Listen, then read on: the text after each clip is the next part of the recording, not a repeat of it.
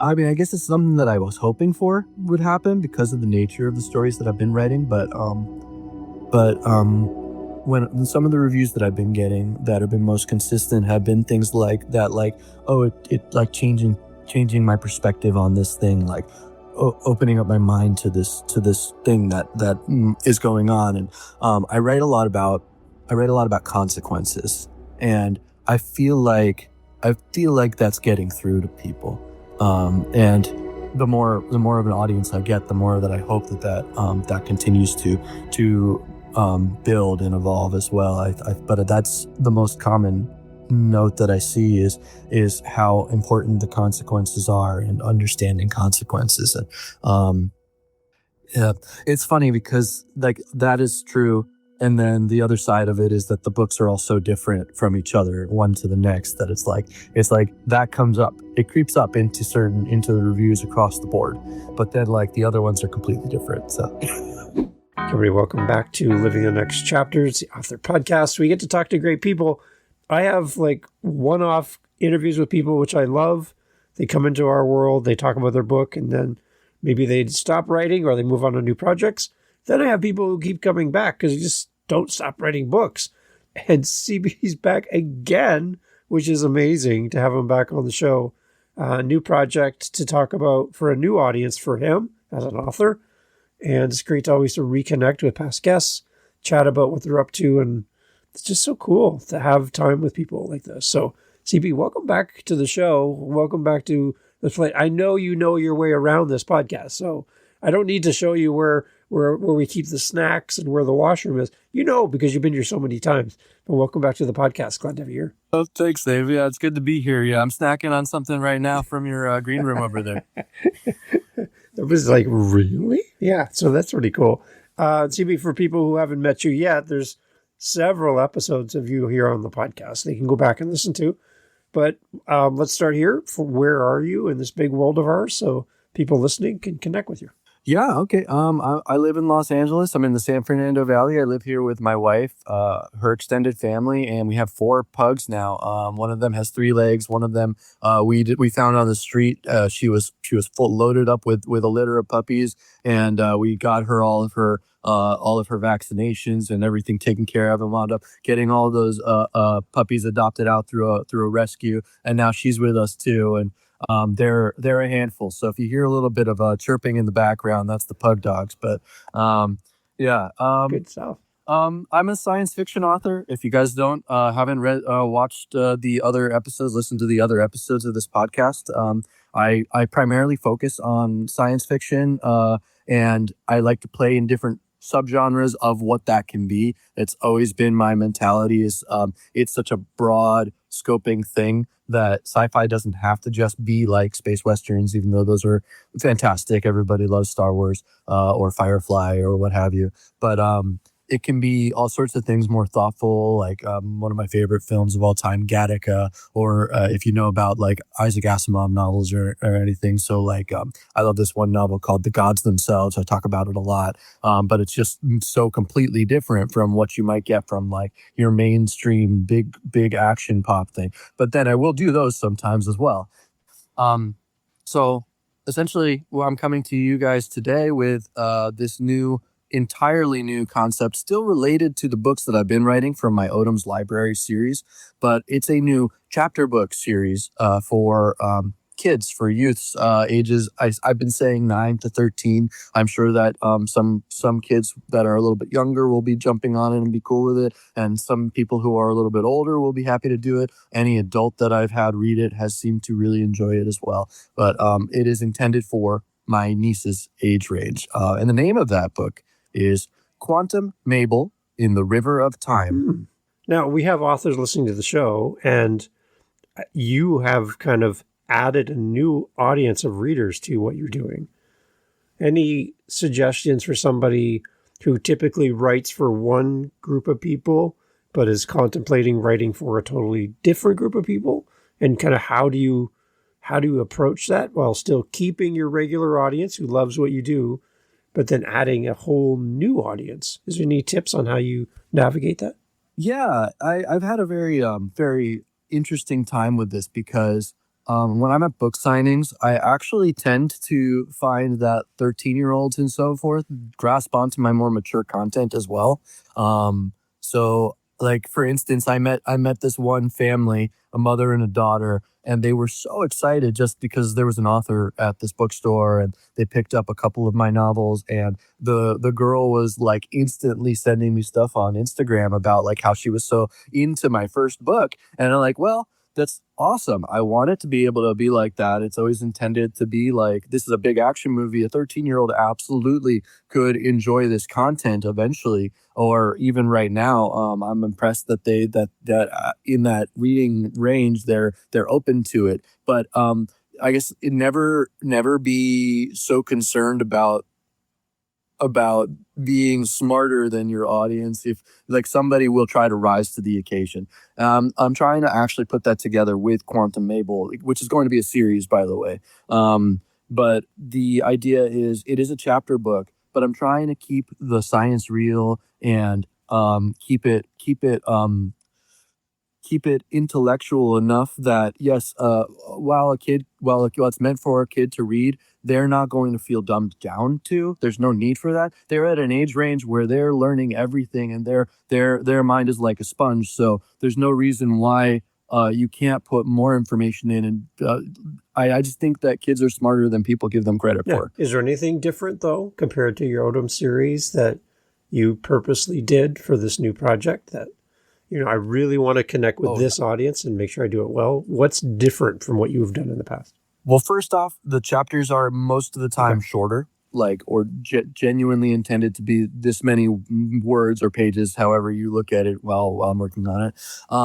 The protagonist is somebody that's in their age range specifically, and I try to play around with and recognize what those emotions might be that she's going through, Mabel. And I'm trying to like kind of more layer kind of hints and clues and mysteries throughout that are just kind of fun little cookies for anybody to grasp onto. That maybe when I'm working on a more adulty novel, it's more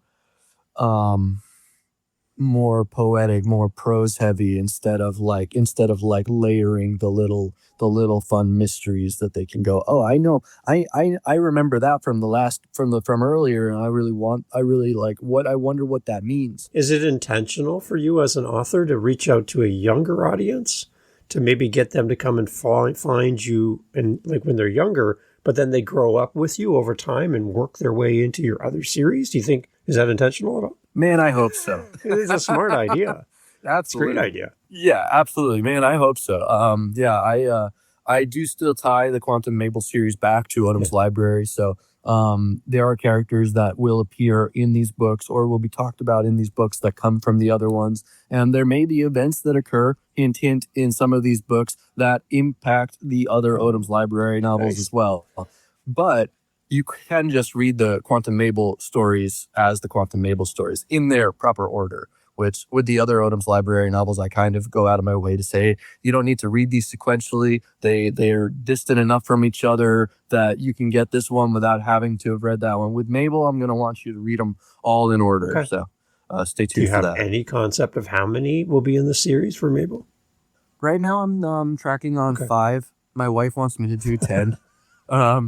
When we talked about it initially, I'm like, I could do 20 of these. But I'm like, as I like think about the nuances of like tying this one to this one to this one to this one, I feel like at the very least, I can do like a first choreographed grouping of 5 of them that all exist in this one arc. And then if I go beyond that arc, then it's I can still play in that world with those characters. There's nothing wrong with that. But what I really want to accomplish, I think I can do it in 5.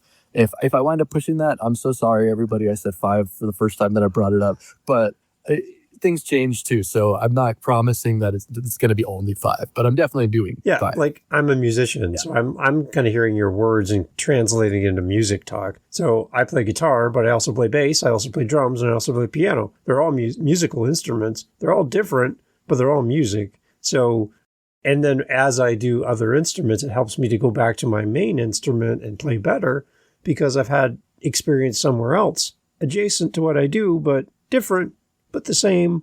So as an author, you have your original audience you're writing for. You do this project with Mable, and then you can kind of go back and forth between the two. You're playing different instruments as an author, but you're still just making music around what you love to write. Does that make sense? Oh, it makes perfect sense. Isn't that just the coolest thing, to be able to like to get your energy out there in one way and then come back to something else that you know and love and just knock it out of the park because you love it. You feel that joy again. That's separate from this other new thing. Yeah, that's new. That's like Mabel's new for me right now. And when I go back and I revisit my adult novels, it's gonna be, I already know it because I'm dreaming. I've been fantasizing about it the last couple of nights.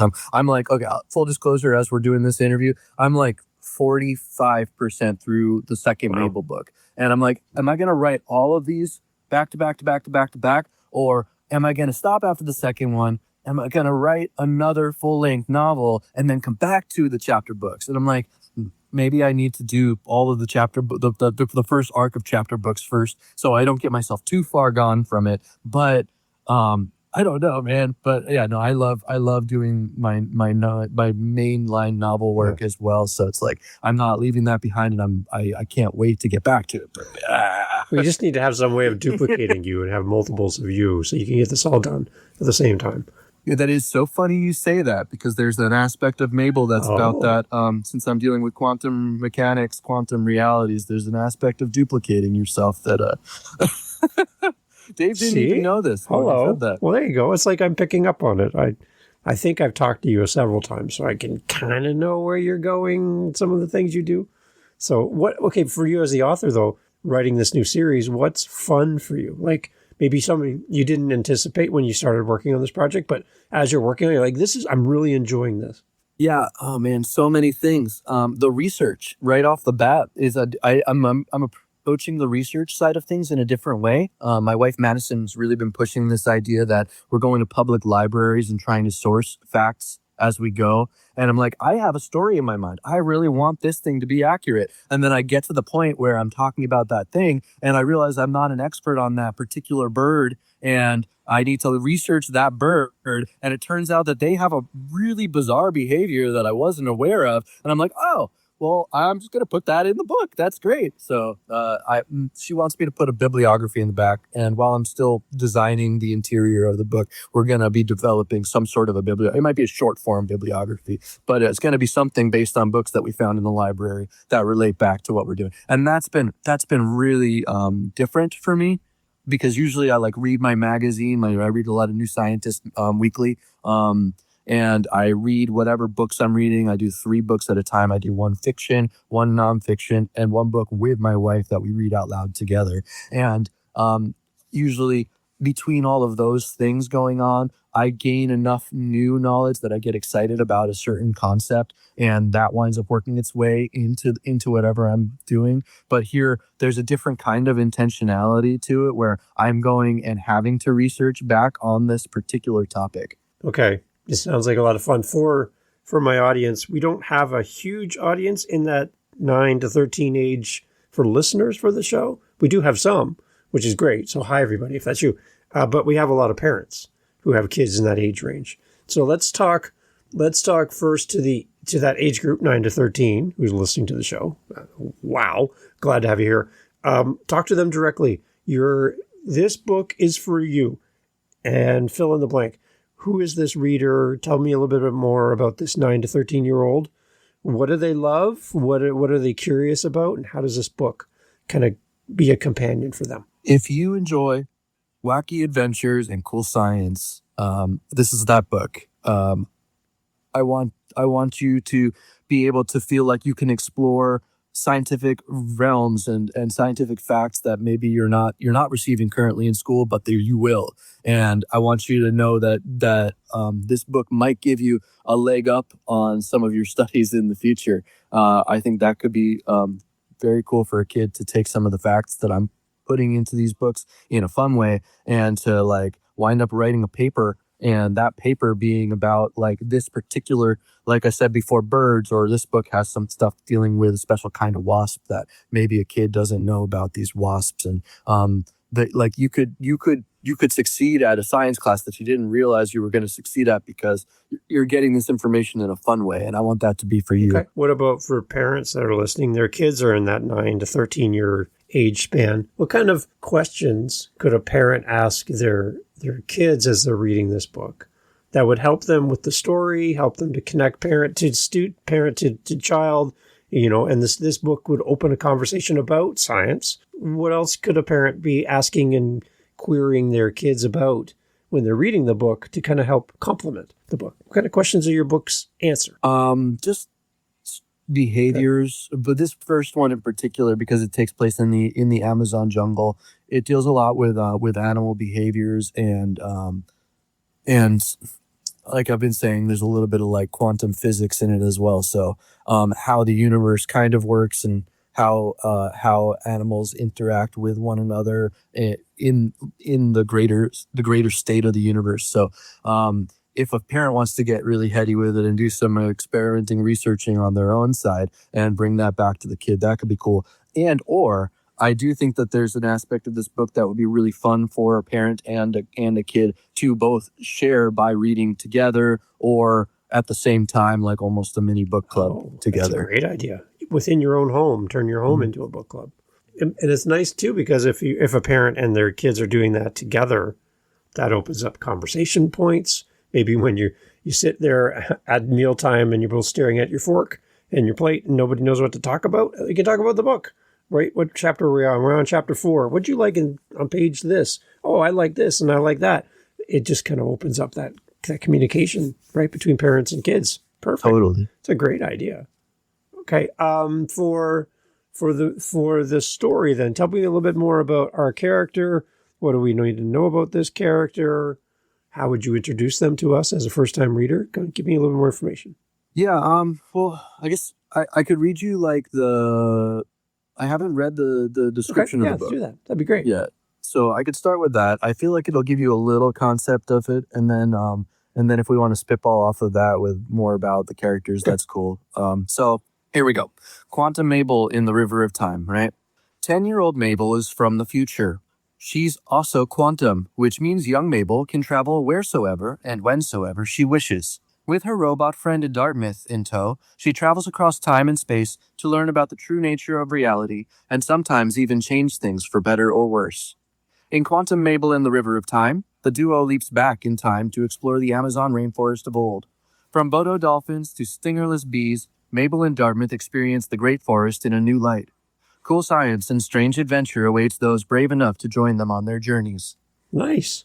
So, in that descriptor there, I introduced you to the concept of Quantum Mabel, the girl, and her robot buddy, Dartmouth.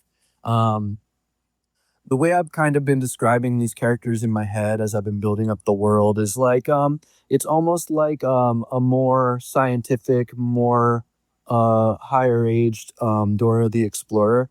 So Dora has the monkey friend, but Dartmouth is a robot that's supposed to actually be protecting her. And they're both manipulating different aspects of reality as they travel around through like across the universe, time and space. And Mabel's just a wide-eyed, excited young girl who wants to know more about everything. And she wants to be able to talk to the animals, and she wants to be able to zip in between space and reverse time to check on something else that she wants to explore that she saw earlier or felt earlier going on. And Dartmouth is a little bit more nervous because he's got to protect her. So Dartmouth is like, hey, maybe we don't go over to the really dangerous place over there, unless I tell you, like, I know for a fact it's safe. And but it's hard to control a kid like that. So Mabel might run over there anyway. And what kookiness ensues because of that. All right. Yeah, I like a kind of a story with multiple characters like that kind of play off each other. That's really cool. It's not giving anything away, I hope, but how does Mabel connect with this companion in the first place? Like, how did these two meet? Oh, okay. So Mabel's mother built this robot, and there is a bit of an origin story that I don't present in the first book here. In fact, full disclosure, Mabel does appear in some of my adult novels as well.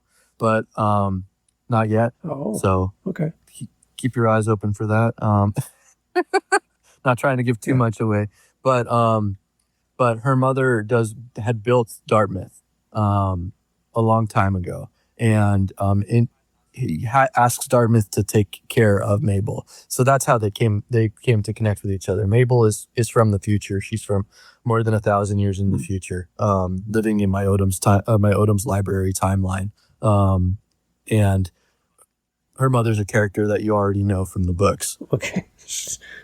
I love just getting a little peek into the brain of an author, because there's so much stuff spinning around, and I know you're saying a lot without saying a lot, because it's like, well, I could tell you this, but I'm not going to. And I like that, because it makes you just want, as a reader, you want to lean in and go, oh, I want to get in this world, and I want to live in this world with you, right? What is satisfying about world building for you? Like in the process of creating all this, because you have so many little things and they're all interdependent, and some things are on their own, some things need each other. What's fun for you? What do you enjoy about world building?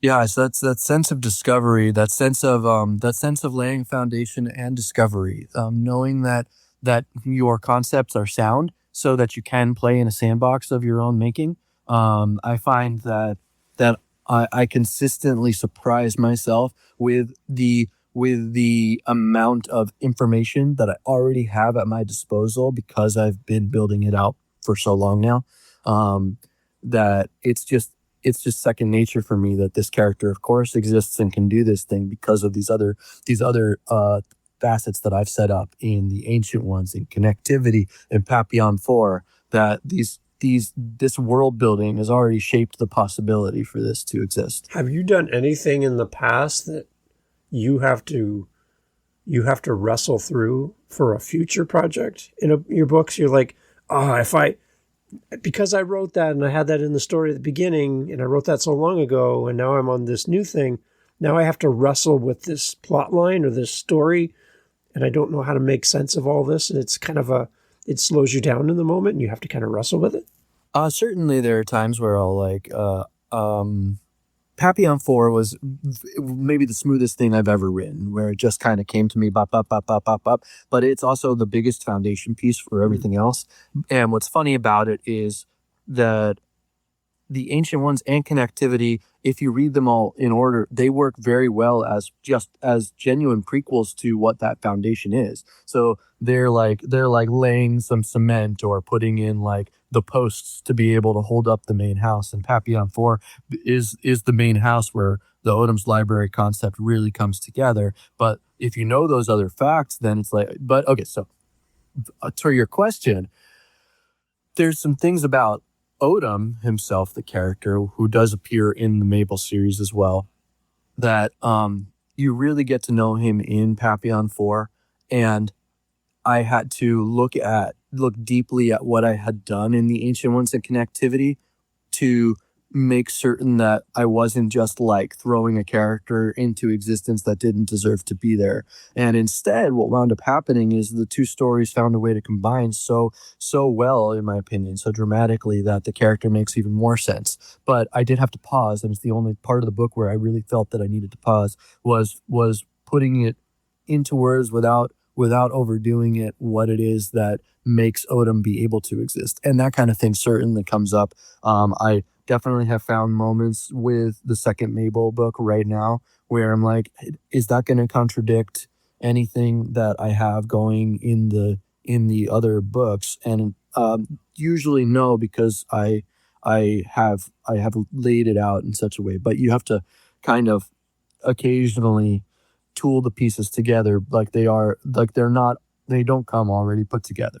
You got to put them together and make it work. And then once it does work, it really works. Again, this is so, as a non-author, as a reader, listening to explain all this, my mind is spinning, because we see the result, you see the process, and your view of your story from your side of the page is very different than the reader side. We get the benefit of all the hard work behind the scenes. You have to invest the time to make this all make sense, right? Mm-hmm. Yeah, totally. It's I don't, because I haven't done it, I don't know how to do it. And I don't know how you do it, but you do it very well. I have to say that part. Really Oh, good. thank you. Yeah. And I think, and that's the beautiful thing about great stories is there's some flexibility in the story to kind of take the story in new directions. You haven't written yourself into a corner where you have to, you're bound by your characters, you're bound by the story, and you can't break off like you did with this for Mabel. You can't break off into something new and adjacent where the story can live in a different space, but still have its home in the main story. It's outstanding. I like this. It's good. Thank you so much. Okay, so from your perspective, then you said you're about 45-ish% through the next book in the series.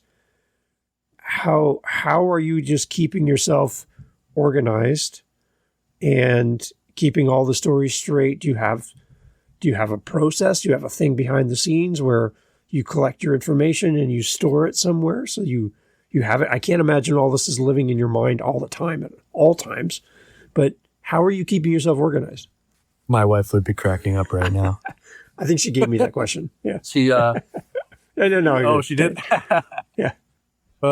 Yeah, she always tells me to map it out and to make maps, and sometimes I try to make big timeline maps, and then I'm like, well, I know that this is gonna happen here, and this is gonna happen. This isn't telling me the thing that you think it's gonna be telling me by doing this. I would love for a fan at some point to build up the timeline map, because like I don't need it, but I would love that for somebody. I'm gonna offer that out there to anybody who wants to help me with that. It's a great idea.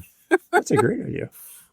But yeah, but I would say I tend to take notes, take a lot of notes. I have big aha moments, and those notes help me out. And then I got to go back and find the notes because sometimes they're in different places.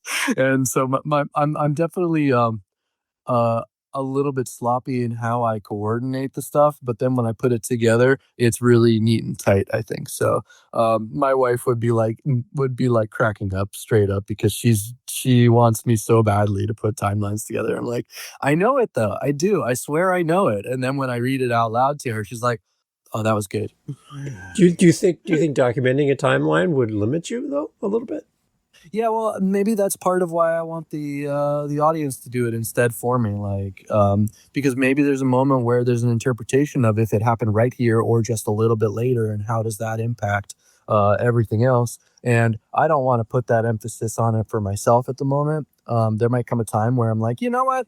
I've said basically everything I can say in this portion of the story. I might as well just have the proper map out there.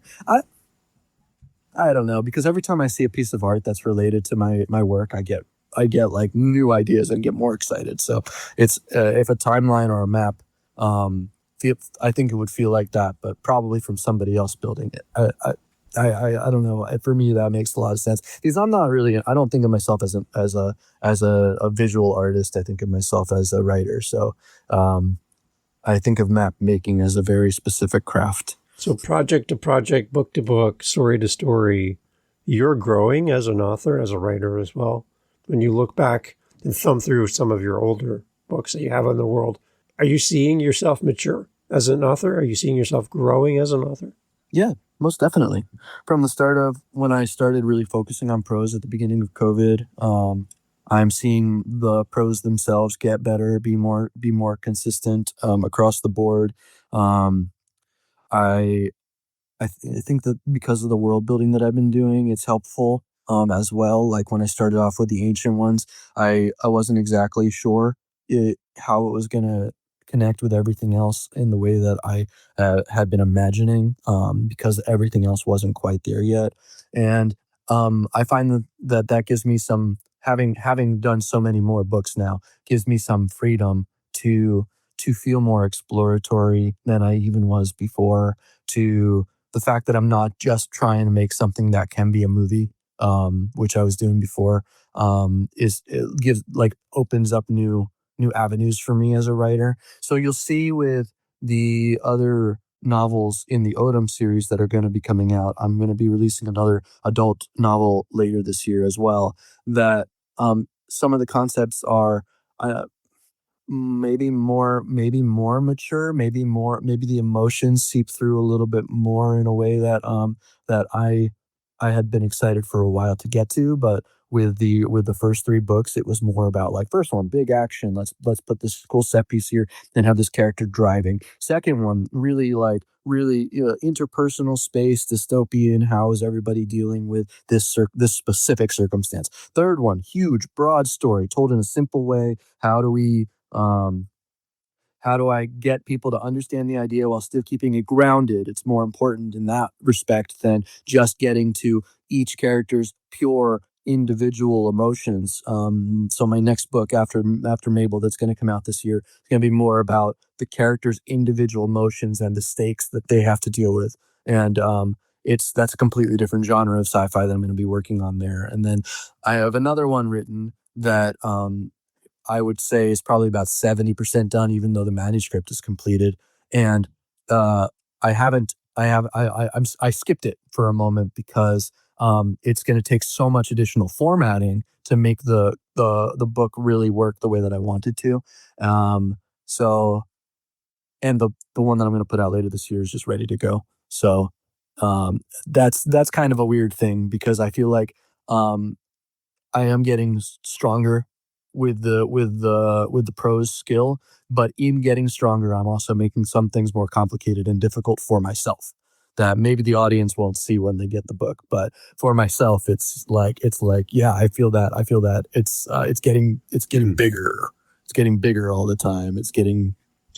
It's evolving. One thing we always encourage people to do, and as you listen, please do this on this show, is we talk about leaving reviews and giving feedback to our authors as part of the process. That as a reader, that's I believe it's our responsibility to do that. You've written the book. It's our job to help promote the book. As a reader, we love what you do. We support what you do. Leaving a detailed review is a great thing.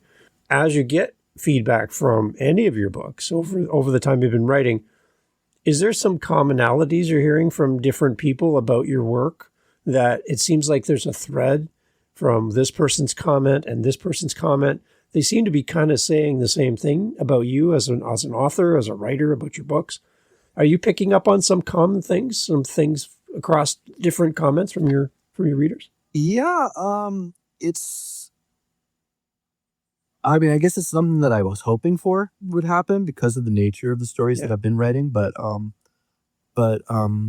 when some of the reviews that I've been getting that have been most consistent have been things like that, like, oh, it like changing my perspective on this thing, like opening up my mind to this thing that is going on. And I write a lot about consequences, and I feel like that's getting through to people. And the more of an audience I get, the more that I hope that continues to build and evolve as well. But that's the most common note that I see is how important the consequences are and understanding consequences. And yeah, it's funny because like that is true. And then the other side of it is that the books are all so different from each other, one to the next, that it's like that comes up, it creeps up into the reviews across the board. But then like the other ones are completely different. So Is there a seed there around consequence for you personally, like in your own personal story outside of writing? Is there something for you as a human that resonates with you personally? 100%. I think it should for all of us. Yeah. Yeah. I think it's critical that we recognize what the actions that we take, whether on a whim or whether well planned out. It's critical for us to recognize that they will impact something else 100% of the time. You can't do something, make a choice without impacting something else.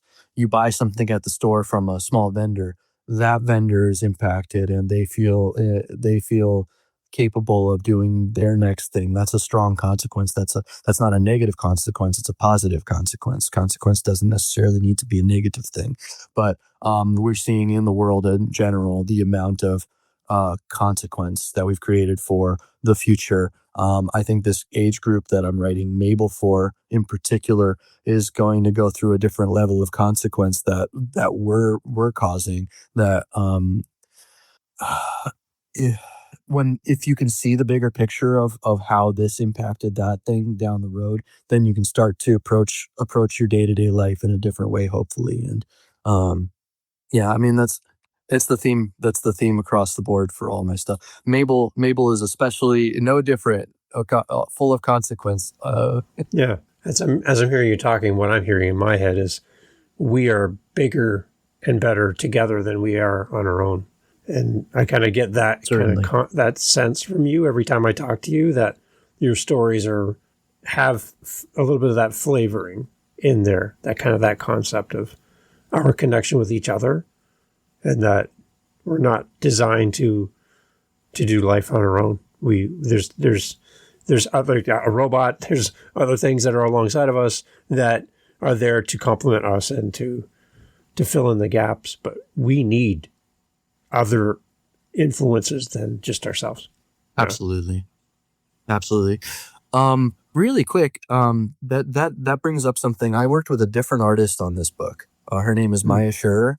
I had been working a lot with Aurelia Lozano, and she's going to be doing the work on the book that comes out later this year. But I wanted to try a different artist for Quantum Mabel. I wanted to give it a different vibe and feel for how the books are laid out, because they are something else.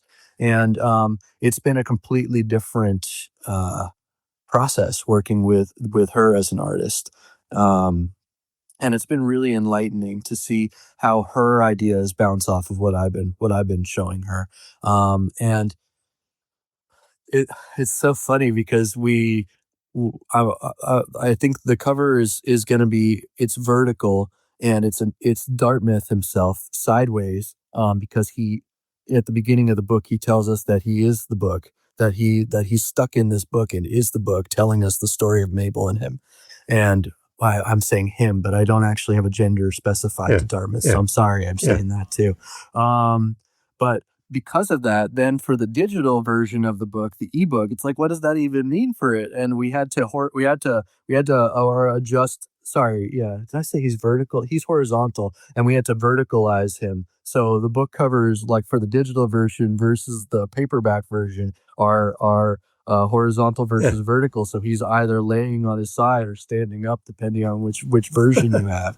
And that's a weird consequence, something that I wasn't considering. And just that small choice of working with, big choice of working with her as an artist, and her idea to do it this way, which I never would have thought of without her, led to this obscurity where we have two different versions of the cover right off the bat. And I think it's kind of fun in its own way. I love, too, that you're not just pushing a button on an AI model and it gives you a cover. You're working with an artist, right? That's important to you. Yeah. Yeah. Oh, it's huge. Heck no, I would not be. I would not be working with AI for a cover. I say whenever I'm at events, I say I never use AI for any of my book work. In fact, I don't even have Siri. Like, I don't even. And as I say that, I watch my computer suddenly turn Siri on and goes, "Oh, what do you need?" But no, I don't even use Siri. So, but I mean, like, sometimes I like feel that pang of like, hey, this little task could be a little bit easier. But when it comes to art, why would I ever take the joy of building or creating art away from a human? The AI is not going to enjoy this, and it's not going to enrich our lives having the AI copy something that somebody else actually did out in the real world and then muddle it up and pretend that it was its own. It's not. Why would we remove the joy of life? AI is there for a completely different reason. It'll take care of great managerial tasks in time, and I'm sure it already is for some people. But there's got to be a limit for what we're presenting to ourselves. Like, we can't just take the joy of life away from humanity. It doesn't make sense. Okay, so you just set me up really well, CB. We just talked a few moments ago about the fact that I got from you the sense that your writings kind of lean towards we're better together than we are on our own. You just demonstrated by talking about your artist that exact fact, that you as an author are better, and that artist made you better and the story better and gave you things to think about that you didn't even consider as the creator of the story, because you work together. So you and your artist are better together than you were on your own as an author. So you just proved our point by talking about the cover of the book. Isn't that amazing? It's so cool. I'm like listening to you going, oh my gosh, he's doing it right now. He's doing it right now. Yeah. So that's what I get from you. And that's why I love your stories. And that's why I love having you on the show, because that's a breath of fresh air to hear an author come on and share your journey and pull us into your world that you've been building for us. Like, talk about a proud papa moment. Like, you're kind of a papa in the moment, right? You're like, look what I built for you. Come and check it out. It's so great. You're going to love it. And then you draw us into this world, and now we're here with you, right? Now we can bring our kids into this world and enjoy it as well from their perspective with this new project. We have the adults in the room going, oh, there's just so much for us here. So you got to be proud of yourself because you're building something amazing. And I think there's a long runway for you as an author, that you're going to see the benefits of all this hard work and effort pan out over time. And it's just going to build upon each other. You talk about foundation. You built the foundation. Everything's going to be built on that. And you're building something beautiful in the background, CB. It's really good. Thank you, Dave. That's no, I'm not crying. You're crying. No, it's you. Yeah.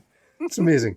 Okay. So again, remind us of the book launch date and also, CB, where we're sending our audience to come connect with you. And I have one more question to wrap up. But yeah, book date and where you want us to go. All right. Quantum Mabel in the River of Time releases June 9th, 2026. So it's really soon. If you need to find me, want to chat with me, I am on Instagram often at CB Sci-Fi, CBSCIFI. My website is www.odomslibrary.com. You can also find me on YouTube, though I haven't been doing as much as I should on there, at Odom's Library.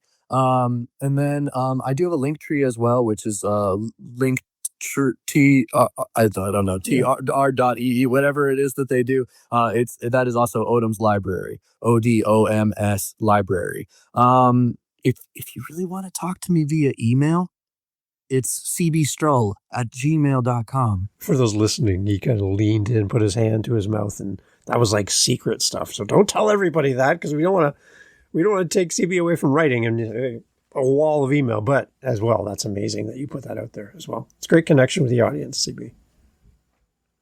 So I want you to come back, like I have to ask, right? Because I know you're going to come back anyway. But come back in the future for new projects. Let us know what's going on. We love hearing from you and following your journey. I go back and listen to like the early episodes when you first came on. I see a difference in you just over time. And the more connections we have, the better, from my perspective. I see you growing and changing. I see a confidence level in you as well, that you were confident on the first episode you joined us on, but it's growing. Like, I can see you just expanding, and you're developing in front of us. And we can go back and listen to those other episodes and see your progress as well. So that's why I asked about how you feel your progress is going on, because I can visibly see it by seeing you on the screen. Your confidence level is just amazing. And there's a humbleness to you as well. There's a humility to that. So it's a nice balance, by the way. So good job. Give us one book, CB, outside of your world and your writing that you think people should read, that you think is like a good companion to you and what you do, but there's something special about that author for you that just, as you read their words, you feel inspired. It's kind of like it fills your tank. Who stands out for you in the moment? Yeah, my wife and I explored all of her books. I'm sure there's a few that we've missed, but we read a lot of Ursula K. Le Guin. And I think that she was such a proud, creative, original, incredible person to do the kind of sci-fi that she was doing at a time when female authors were not necessarily a part of the game. And if you look at the work that she had done with the Hainish novels, or what's the Tales of Earthsea, the Earthsea novels, which is fantasy. There's something that, like, I always strive to come back around to. If you've never read a Le Guin novel, it's a different experience than I think you've had from other genre pieces. Okay. All right. We'll put a link for that in the show notes too for people to go check that out. That's really great. I love getting recommendations from books from authors because you understand it from a different perspective as well as a writer. So CB, thank you so much. All my best to your partner in life who keeps you organized, and maybe we'll have a map for you on your books eventually. But all my best to her as well. Thank you so much for taking time to be with us. Give us those puppies a little extra treat maybe today for, to celebrate you being back on the show. I think they'll probably be happy with that. So again, CB, come back. Love to have you back in the future. Oh yeah, I can't wait to come back. I'll be here in a few months. Everybody, all information is always in the show notes. You know how we do this. Don't only just listen to this episode. We thank you for being here, but go back and listen to CB's other episodes as well on the show. You're going to love hearing about every book that this gentleman is up to and what's coming in the future. The future is bright. CB, thank you so much for being here. Thank you for having me. Hey, thank you so much again for pressing play. As you've heard, great guests on the show.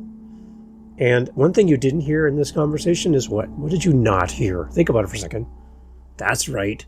Not a single solitary commercial for a mattress or a supplement or a whatever you call it. No. Why? Because we don't want to break up the conversation with commercials. So the fact that you're still here means that you are a fan of the show, I'm assuming. So if you want to help to keep the podcast going and to make me feel really happy, all I really care about is coffee. Okay? I just got to be honest. I love coffee. I'm drinking one right now. It's starting to get cold. I need to warm it up. Helping us with our Buy Me a Coffee link over at livingthenextchapter.com and also in the show notes helps kind of keep the lights on around here. Remember, I'm doing this for free. I'm paying for everything. So I would love to have a little coffee donation, even $5 kind of fills up my cup. And I would love to enjoy a coffee from you. So if you're interested, again, thank you for listening. But you can use our Buy Me a Coffee link and fill up the cup. Thanks for being here.